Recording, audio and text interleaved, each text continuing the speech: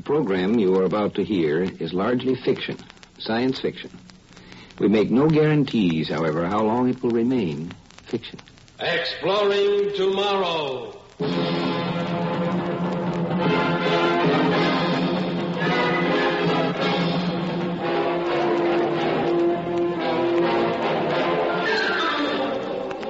And now, here is your guide to these adventures of the mind, John Campbell Jr.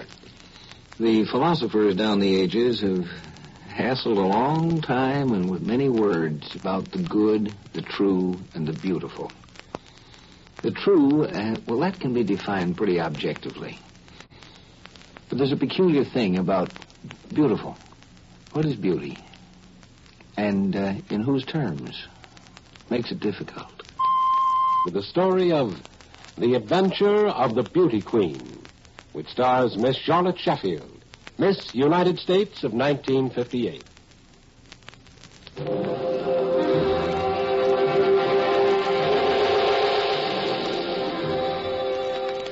Beauty is a much more complicated problem than the question of truth, actually. A truth is an eternal thing. If it's true, and that's that.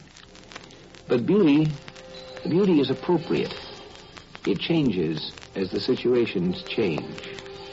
It changes with time. I wonder how our own concepts of beauty, that is, our human race's concepts of beauty, will change as time goes by. Let's suppose that a famous young woman of our time, Miss United States, if you like, is awakened in her sleep by an alien presence, a strange force she feels but cannot see. It's something she knows is there.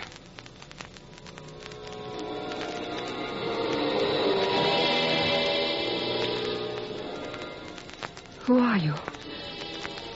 You know I am here. Yes. Can you see me? No. Nor can I see you. But I am conscious I am with you. Dreams, of course. No, it's real. Who are you? A man who in your terms belongs to the distant future. I am unborn in the way you think of it. And to me, you have been dead over 1,000 years, were I back in my own orbit. Someone's playing a joke. No, this is no joke. But please, don't be afraid. I mean no harm. I've been dead 1,000 years. Whoever you are, what are you talking about? Listen to me. Try to understand. I belong to a race of scientists. In simple words you can understand, we have a device which enables us to project ourselves into the past. You belong to the past. Do you understand? Yes. The device has made me conscious of you for a long time. I have used it to explore the past, and in these explorations, I have searched for the highest form of human beauty. How do you know whether or not I'm beautiful if you can't see me? The device tells me you're beautiful. Beauty, real beauty, is a force that transmits itself, that can be picked up by a form of radar. Please understand, I am only using terms I think you can follow. In my own orbit, I would not even talk to a child in such simple terms. Go away. Please go away. I can't. I'm in love with you. What? In love with you. In love? Yes. Oh. Very much. Is it funny? Oh, yes. I don't think it is. But it is. Do women of your time always laugh at a man's love? Oh, don't be silly. I wasn't laughing at you. Well, then at what? I just thought it was very funny. The idea of your being in love with a blip on a radar screen. After all, that's about what I am to you, isn't it? Oh, no. It must be. No. The radar screen, as you call it, simply picked you up, pointed you out to us. Us? My associates and I. Oh. I felt very strongly drawn to you. I convinced my associates to conduct further experiments, actual contact with someone out of the past. You. I had to know you. I had to come into orbit with you. Look, don't you think this joke has gone far enough? I told you this is not a joke. Of course it is. Oh, better. Oh, don't you suppose I know what's going on? Well, I should have thought of it a long time ago. What is going on? Why, it's very simple. Someone installed a radio pickup in this room, and you're talking to me through a microphone. Talking to you? You are, aren't you? Oh, no. What do you mean, no? I'm not talking to you in the way you think I am. I'm projecting to you. Oh, please stop this.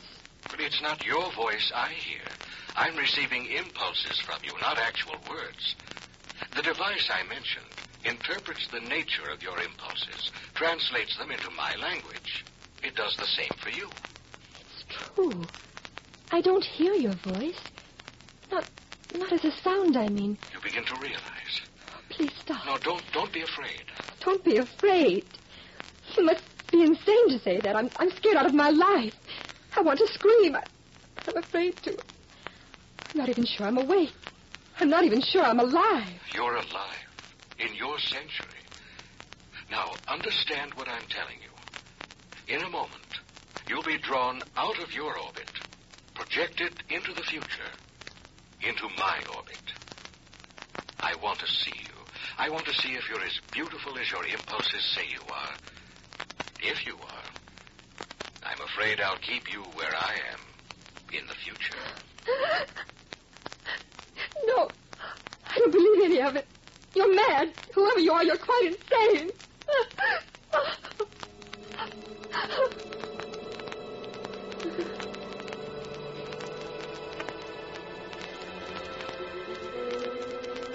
Are you receiving me? Yes. Don't be afraid. You're in limbo, on your way into my orbit.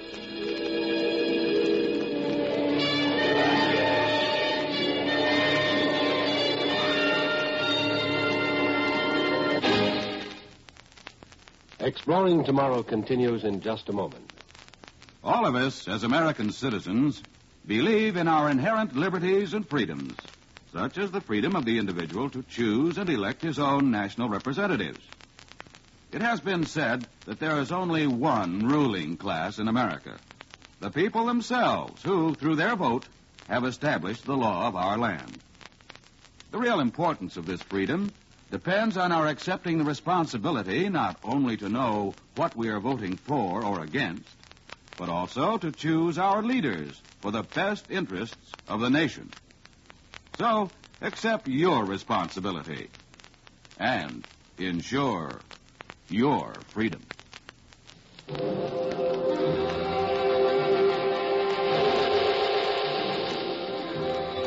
Of all things men have discussed and considered today, time is the one of which we know least. We know how to travel in space, and recent physical work has indicated that actually things can travel backwards as well as forwards in time, but we know nothing about it. And one of the things that would be strange on this, how long does it take to travel through time? When you are traveling through time itself, how long does it take to go from now to then? How long was Miss United States in that limbo before she was there?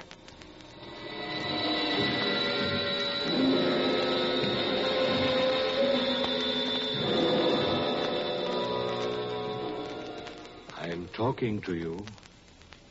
I'm projecting to you. Are you receiving me? Yes, Are you afraid? a little. Not as much as you thought you'd be. No, Have you any idea of where you are? I'm in a room. That's all I know. I'm in the next one. We're on the 500th floor of the Institute of Technical Research in the city of Columbia. In your century, I believe you called it Washington. Washington? You understand, this is America. I'm glad to hear that. At least. Yes, I can see it relieves you. You can see me? Very clearly. And am I? Are you what? Well, what you expected me to be. To some extent. Do you find me unattractive? Alien. Alien. Different. Yes, I know the meaning of the word. At first, I was conscious of a sense of shock when I first saw you. At least you're frank. Well, I'm a scientist. Do you find me ugly? I said alien. Of course, I knew you would be. I didn't expect you to measure up physically to our standards. The human form has improved a great deal since your century. But why? Was there a reason? Man-made reasons. Can you tell me? Well, it began with interplanetary wars conducted by the nations of the world. The struggle to build empires in outer space on other planets. When was this? Oh, not in your century. You saw only the first feeble attempts to explore space. Yes, I suppose our attempts are feeble. Well, the interplanetary wars did a great deal of destruction, particularly on this planet. Precious documents, books, records were lost. But there was another result. The atmosphere of the Earth became charged with radioactive matter. For a while, it looked as though the human race would become extinct, but it didn't. The human body acclimated itself to new atmospheric conditions and flourished again. But by that time, our physical form had changed. It changed for the better. And today... Go on. Well, today, the human form is the most beautiful creation has ever seen. And by your standards, I am something of a shock to you. Your physical form was, at first, yes. Am I very different from the women here? Very different. To you, they're beautiful. They are beautiful. Would I find them attractive? I don't think so. I might. Oh, no. Why not? If they're so beautiful, I mean. Well, your conception of beauty is not ours. I understand that, but... But what? I don't know. I was going to say that beauty is beauty, but that wouldn't make any sense. No, the concept of beauty is what matters. But you said beauty is a force. It radiates. The inner beauty radiates. I understand that, too. Well, how do you think of the universe? Oh, I think I associate it with God. Identify it with the divine mind. I'm surprised. The universe is a reflection of God. Now I begin to understand why, in spite of your physical form, your beauty reached me. And it has nothing to do with your looks. I wouldn't be very gracious if I didn't say thank you. I'm going to keep you here, you know, if I can. I don't think you quite mean that. I mean it in every sense. I want you now to remember what I've said about the change for the better in human form. I'm going to open the door to your room and come in. Now, please keep in mind that I do not look as the men of your century looked, but also remember that here I'm supposed to be a reasonably good-looking fellow. I would like to see you. Well, you will in the next few seconds.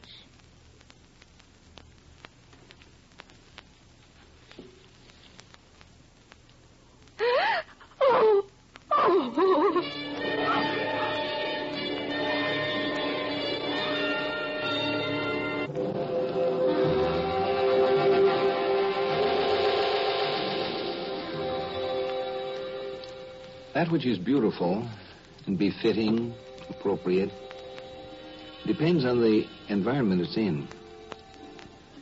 The future people had to undergo some rather complete changes to meet the environment that, shall we say, we, their ancestors, had imposed on them. A little too much radioactivity. And that which was beautiful is no longer befitting. The thing that is now befitting we might not think of as particularly beautiful. Is it so bad? Oh, I'm sorry. I should not have exposed myself to the shock you feel, to the revulsion you feel at the sight of me. Oh, I'm sorry. I should have known. Forgive me. I just can't look at you for a moment. I have to adjust. There's a window behind you. You can look out. Oh, thank you. Please, don't resent me. No, I was just wondering if you have any idea how incredible to me your revulsion is. Yes, I think I have an idea. You must overlook what sounds like vanity, but I have to repeat what I told you before. I'm supposed to be more than passably good-looking. Yes, I understand. But you can't stand the sight of me. Give me a moment. Are you looking at me? Yes. Does it still hurt you? No. No, I'm too conscious of your inner beauty. I'm very grateful. I'm curious about something. Yes? Are you conscious of any of my impulses? I think so. Do you find them hostile? No. Alien? No. Do they cause you any fear? I don't think so. Well, forgetting how I appear to your eyes, do you like me? Yes. Yes, I think you must be a very nice person. The curious thing is... Yes? I was going to say, the curious thing is I'm still in love with you. You mustn't be. Perhaps love is a dimension. I don't know. I'm too confused to think about it. Or perhaps it's an orbit we enter or leave. I don't know either. It was just a thought. You can't examine love through a microscope, can you? Well, it's been exposed to every kind of study for centuries. Even the people of your time knew its reactions to be purely chemical. Of course, your poets didn't agree, but then neither do ours.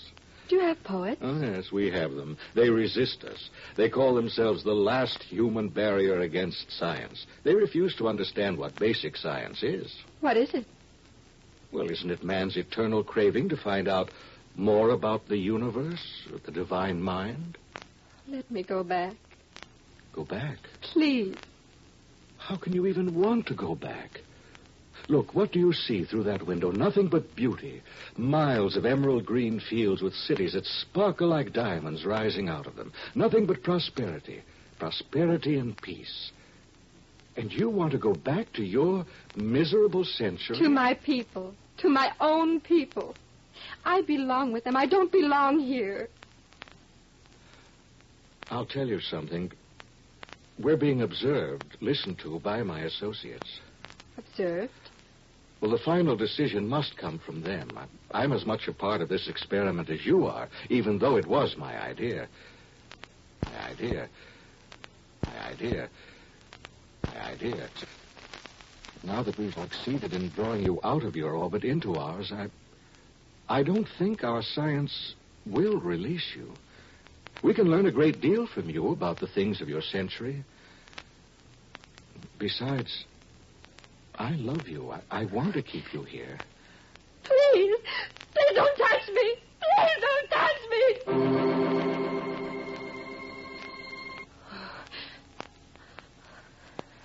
Dream. That's all it was. It's all it was. It couldn't have been anything else. It couldn't have been.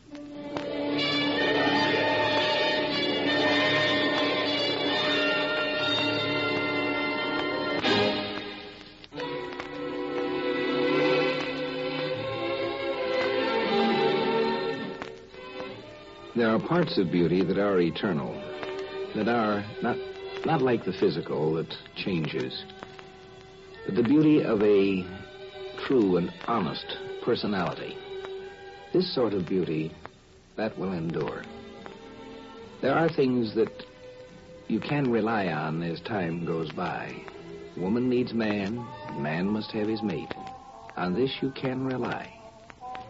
The only thing is, the definition of man and woman will tend to change with the passing of ages. But the fundamental things apply. An honest man and an honest woman. These we need forever.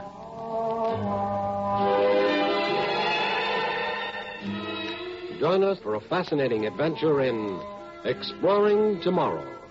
Heard in our cast tonight were Brett Morrison and the real Miss United States of 1958, Charlotte Sheffield. Script was by John Fleming. Produced and directed by Sanford Marshall here in New York. Guy Wallace speaking.